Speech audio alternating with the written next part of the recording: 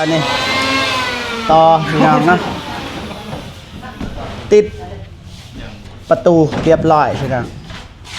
ติดจะวงกบแต่ว่าบานบ่ทันติดพี่น้องนี่เรียบร้อย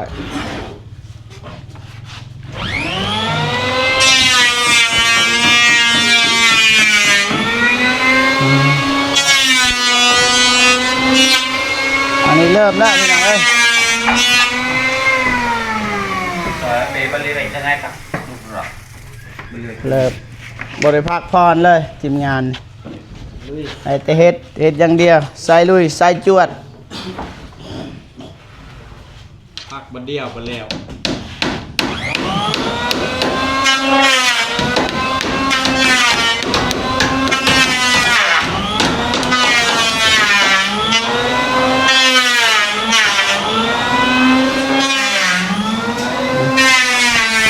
เอาไม่แนวอื่นดอก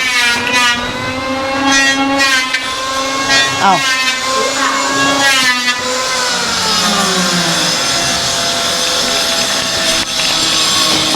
ไอ้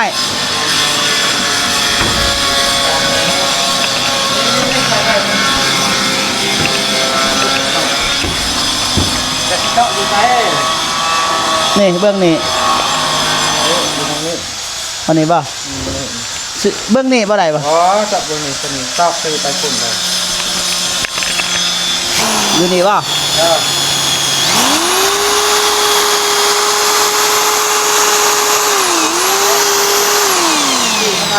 กันเจาะไม้อ้าวบ่ได้เลยไฟดับตายแล้วจบเกมจบบริบูรณ์พักอะไรจับใจอะไรมาไฟดับพี่น้องเลยยุดบันไดแดงเจ้าบริกบใหม่ทางนี้นี่ไฟดับบกเกี่ยวเกี่ยวได้ตัดตอนนั้นบ่หยุดเลยนะคันเป็นแบบนี้มันให้พักนะบ่ให้พักไปเมื่อพักเมื่อคำเลยเด้ไปสอยเลยไฟนี่เลยบ่ว่าบางทีน้องเมฆลาไปดับไฟอยู่หันว่าบ่ได้เด้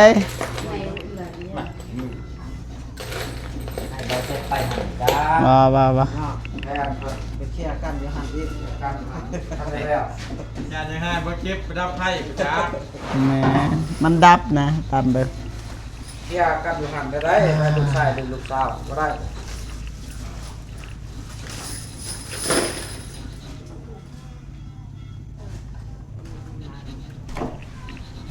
บริเฮ็ดเบียร์เลยสัตว์พี่น้องเลย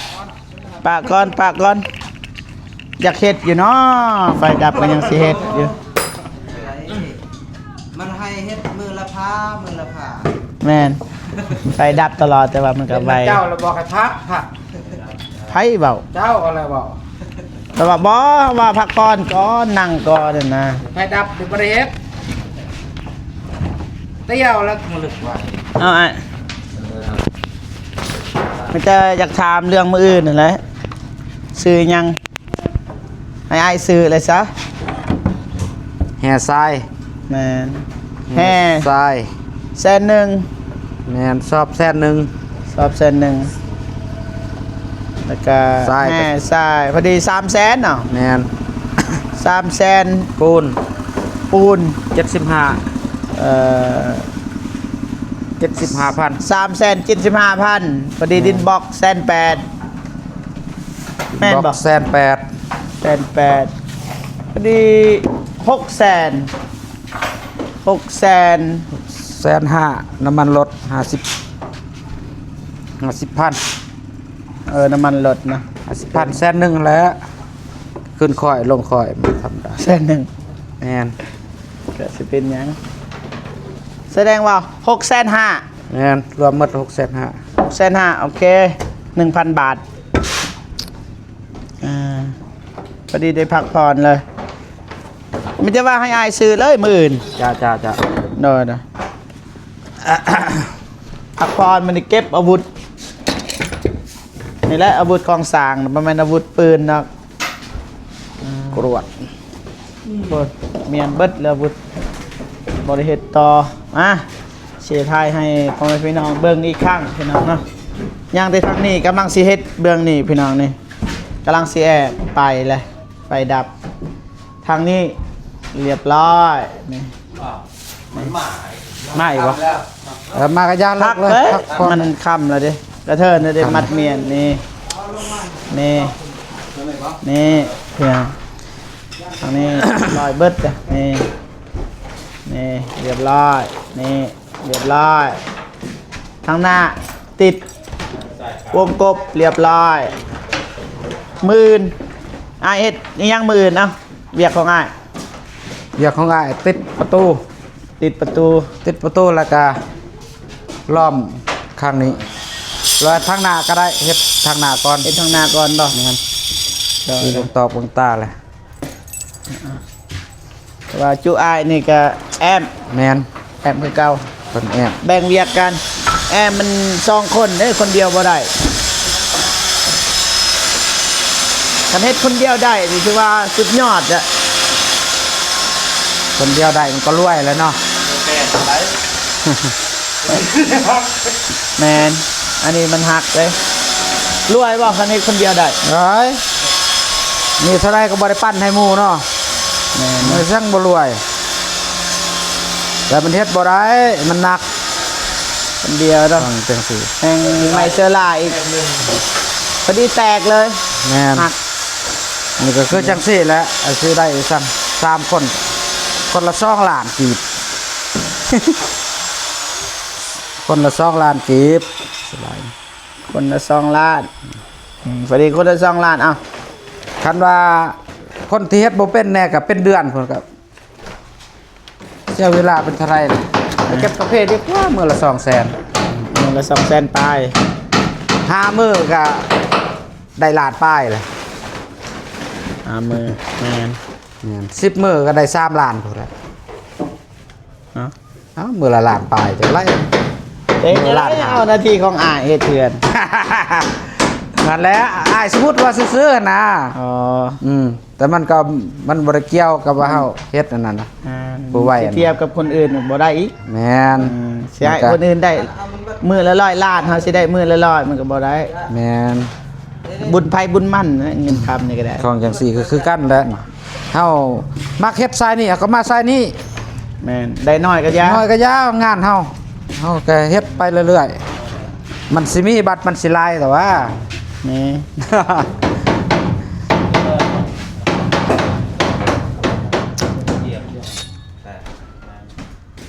ไอ้แดงซอยทางซอยบุญเราไต่เฮาจากหลังล่ะ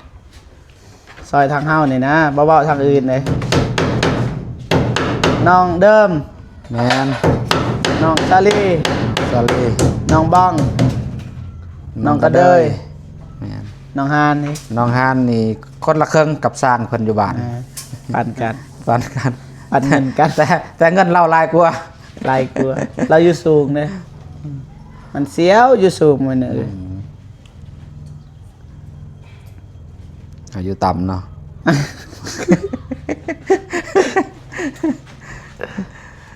เอาอยู่ต่ำนี่บ่เสียวเหรอ กับบ่อันสิว่านี่อายเราหันเอาเสานี่ตั้งเสามุ้งแล้วก็ตอกขึ้นหลังคาเบิด แต่ต่างว่าซอยกันไป ซอยกันนะคันสิว่าเรื่องเงินเราก็จ้างบ่ได้แล้วหากันนี่แหละนี่ทางนี้ก็ซอยทางนั้นก็ซอยมือเทศทางนอกนะบ่ไอ้ แมนไปเสียบทางในก่อนแล้วทางในแล้วก็ออกมานอกแล้วก็แล้วเลย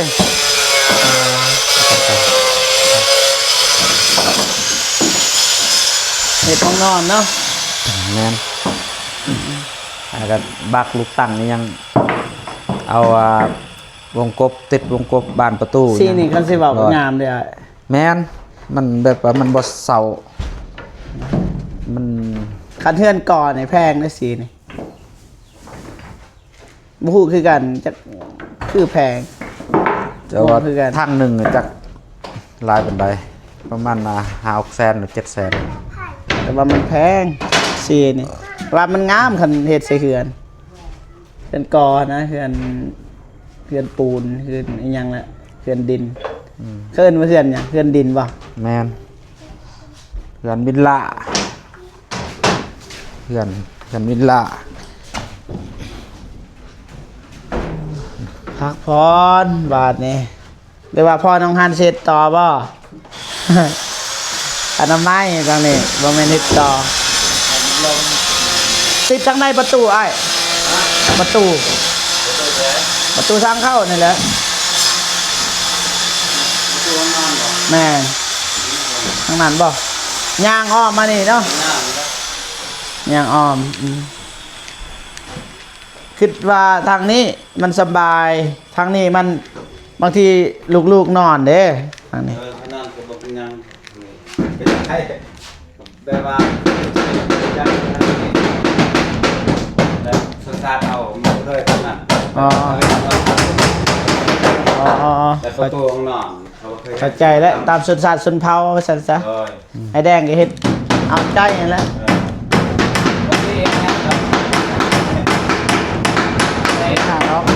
ว่าแต่เจะคล้าของมักในได้ก็เฮ็ดขนาดนั้นเรื่องติดประตู แต่ว่า FC นี่เม่นมาหลายว่าเป็นหยังคือบ่เฮ็ดตองห้องขึ้นกับผู้เกี่ยวนั่นแหละอ้ายเอ้ยเฮาก็เอาใจคนนอนนี่แหละ แม่น ใจคนน เฮ็ อ ด น นี่เลยเนาะเฮ็ด2 ห้องก็ เต็มยาละห้องเดียวหั่นแหละกระเทินนะเอาได้สั่งใหม่เรียบร้อยเด้ว่าทางอ้ายเพิ่นก็มักสิไปคัดใจก็บ่ได้เนาะไปเอ้าเฮ็ดต่อบ่ยังบ่แล้วเด้ชื่อเหมือ เสือมัดไม้แป้นครับเล็กน้อยเหยียบ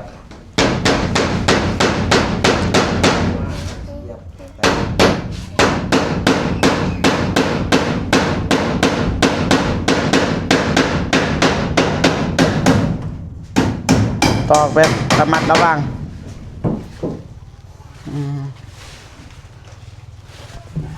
เอาเฮ็ดซะ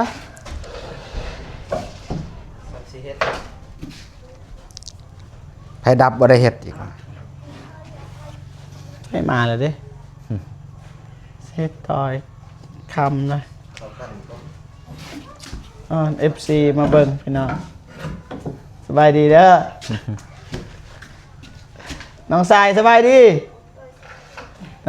เลิกตรงเงียนบ่ข้างในคือใส่ส่ง จนเห็นโพทางนอกอีกทรงยีนทางใน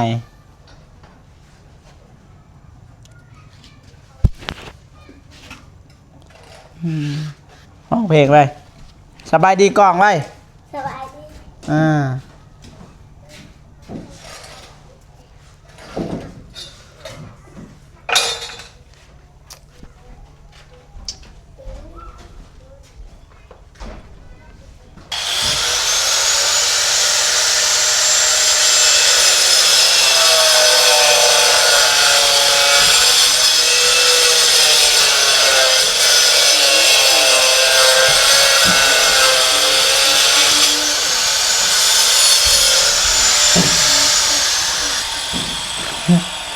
แต่ละมือมาหอดจังโมงไง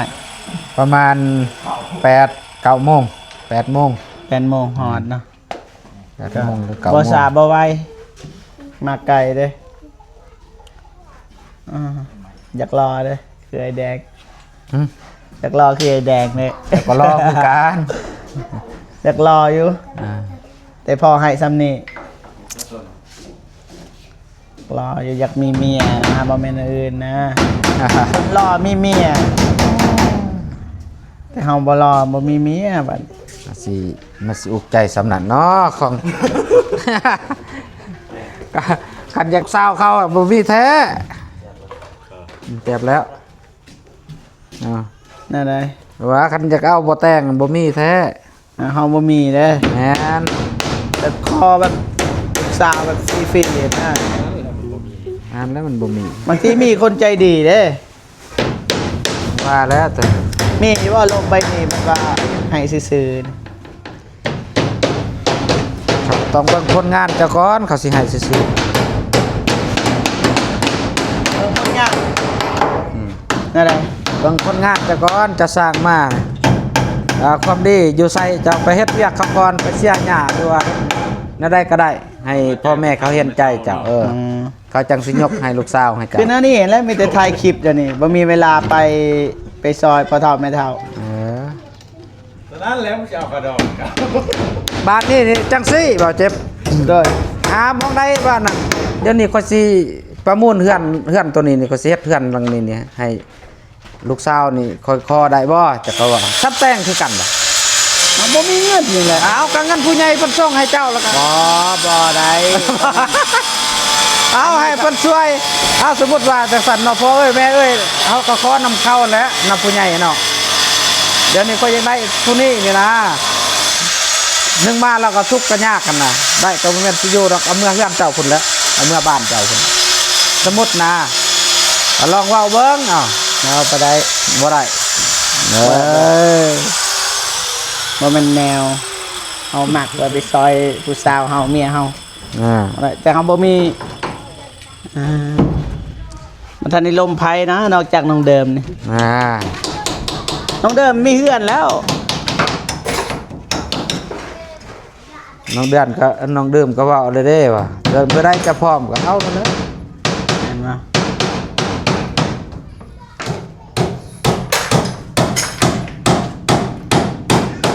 น้องเดิมพร้อมเสมอเลย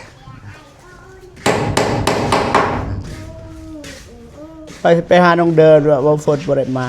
มันก็เลยบ่ทันเพราะว่าเฮาก็ไปเอาใหม่หยังนะบ่ทันซ้ำมีแต่ไปเอาเครื่องไม้เพนพอบัดนี้พัก ตบมือบ่มีคนตบมือซ้ำ ใช่แล้ว มันแต่ผู้ใหญ่ ยากและสิตบมือเฮ็ดเวียกเมื่อย ไม่แมทให้เราขึ้นนะไม่แมท ไปวันนี้สมควรแล้วพี่น้องเลยกันซานก็ประมาณนี้แหล้วจบงามเลยบ่เบิ่งเอาตัวใดบ่งามติได้ไอแดงเพิ่นสิมางทิมแล้วก็เฮ็ดใหม่ มีแต่ซื้อไม่แล้วตัวหมางบ่ได้ใส่เลย กันไม่แฟนที่มามากได้ ไม้เสื้อลานี่ บ่ได้ปะ ทิมเลยเลย มันหักเลย แมน มันคืออีหยังในไม้เสื้อลาเนี่ยส่วนประกอบของมัน ปูนกระดาษ ปูนกับกระดาษ แม่น ไปกัน อัดใส่กัน อัดใส่กันนี่ ตัวใด ประตูกันแอมนี่แล้วแล้วก็ใส่ลูกกลอนไว้แล้วบ่ลงเครื่อง ล็อกในบ่ทันถามสำหรับก่อนนั่นแหละก่อนประตูใหญ่ตัวล็อกครับบ่ทันให้ไปถามหาสิเอาตัวบ่เอาตัวเข้าครัวก็บ่เอาตัวคือน้องเดิมก็บ่เอาสิเอาตัวคล้ายๆก็คือเข้าครัวแต่ว่าบอลจับหันมันเป็นมนๆมันจึงบ่หักไวนะตลอดเลยกันเพกับเพบอลอื่นซะ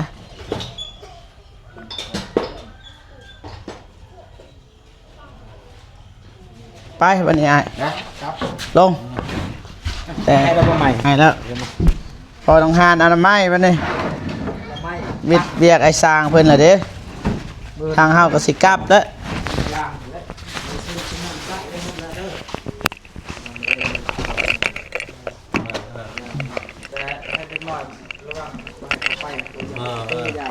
บันไดนี่ยังด้นบ่เศษบันได อื่นมากก็ขึ้นเลย ก็ขึ้นใช้ว่า ICM ทางไหน แล้วก็หยุดก่อนนะ